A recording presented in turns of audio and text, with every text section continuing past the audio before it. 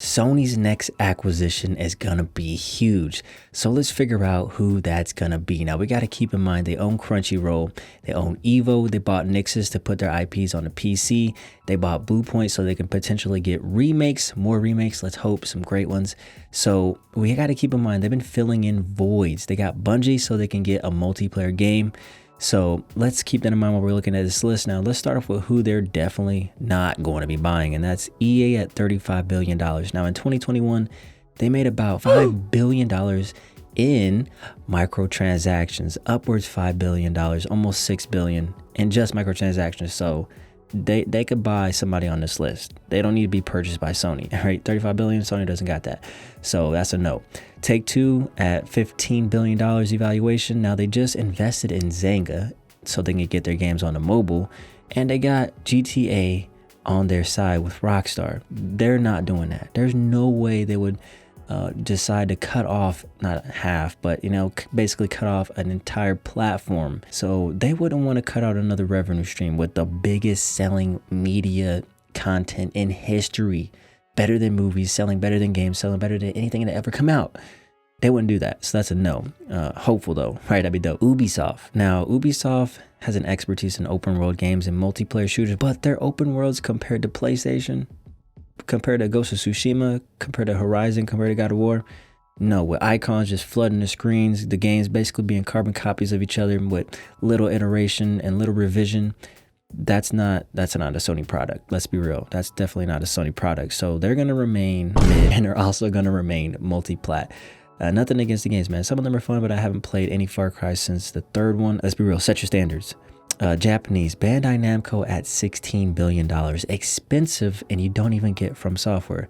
You do get DBZ, Soul Calibur, and Tekken, but those are already basically dominated by PlayStation, and they're going to be at Evo. Like, you just bought Evo. Yes, it would bolster the investment and make it that much better, but I mean, what are you hoping for? Ridge Racer? Ridge Racer! Remember that one? Right, Ridge Racer. And they got dead rights, so they could remake that. Well, I mean, they could make a Pac-Man movie as well, but that's got to be a no. For that much money, that's got to be a no. Konami, though, has the most potential out of all these because they have yet to put out a game for any of these game or IPs that they own. Metal Gear's getting a movie. They could definitely do that. I mean, they work closely with Kojima. I don't know if he'd want to work with Konami anymore, so maybe they'll be working directly with PlayStation at that point. They did back their studio and they published Death Stranding, so they could basically use that as a connector to get a Metal Gear Solid game out of Kojima.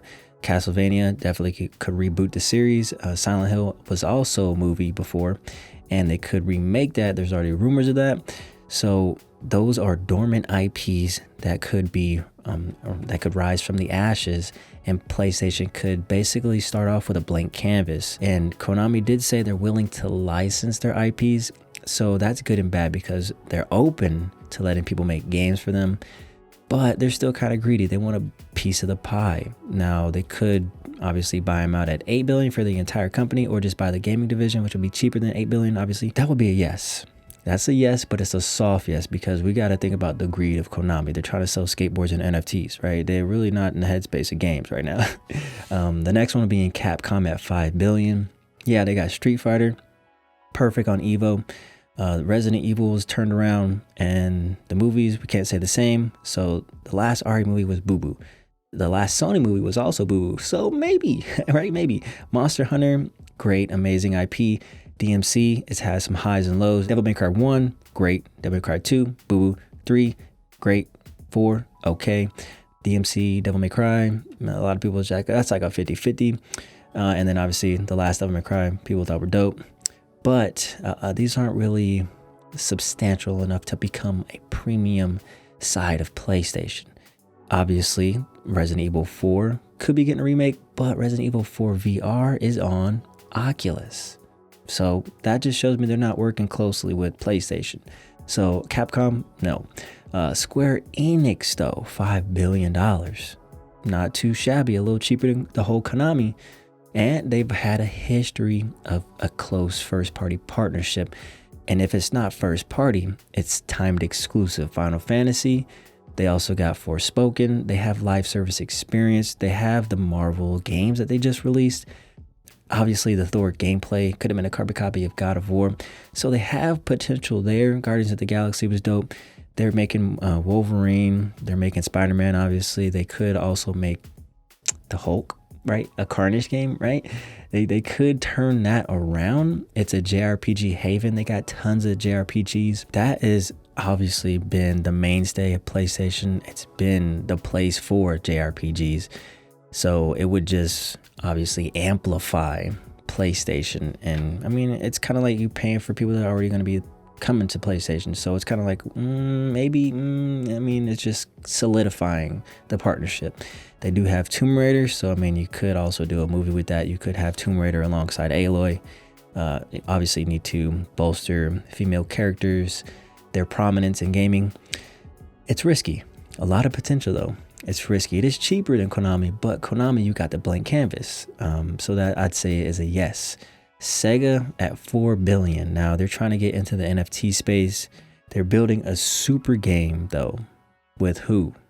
Microsoft.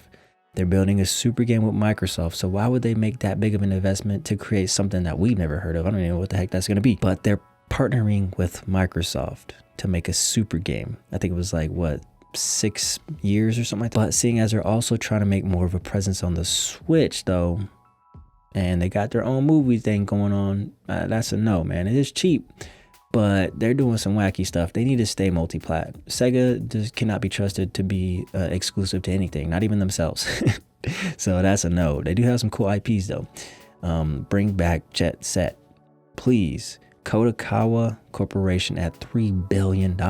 Cheap, but you're basically just paying for From Software, right? You're paying for one IP. Yeah, that'd be dope. It'd be dope, but the price just went up. And it's gone. I mean, not right now, but let's be real. The price just went up after Elden Ring. Sure, they could use Bloodborne, right? They could give it finally a 60 FPS patch. Get the future IPs from Hidetaka Miyazaki, all his fantasy-based games. Who knows what else he'll do, like space, maybe some robots and stuff, Terminator.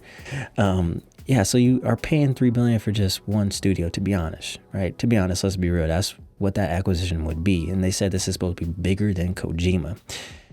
Obviously, Kojima's studio is not quite yet on the level of FromSoft. I mean, he did make some prolific games, but that's not his IPs anymore. Death Stranding got some criticism because it was a UPS simulator. So, yeah, they said it's bigger. So I would expect something along the lines of Konami or Square. Konami or Square. It's got to be one of those two if it was any of these. So I would assume it's Konami. If I had to put my chips in somewhere, it'd be Konami because they're not doing nothing with those games, man. What are they going to just let them collect dust? Like they're going to let their IPs collect dust and make skateboards for the rest of their lives? Or pachinko machines? So that's just my take on it, man. Out of all these, Konami or Square, I would lean more towards, I hope it would be Konami, but they have a closer relationship with Square, more potential because there's more IPs that have tried and true track records and potential. They have tons of potential to turn it around at Square, but the blank canvas of Konami would be amazing. And you can make those into movies. They're already movies. The Tomb Raider movies didn't do so well, but let me know what y'all think, man. Slap that like button, hit subscribe because it helps out a lot, man, and I appreciate it very much. But in the meantime, have a beautiful day and a wonderful night, man. Peace.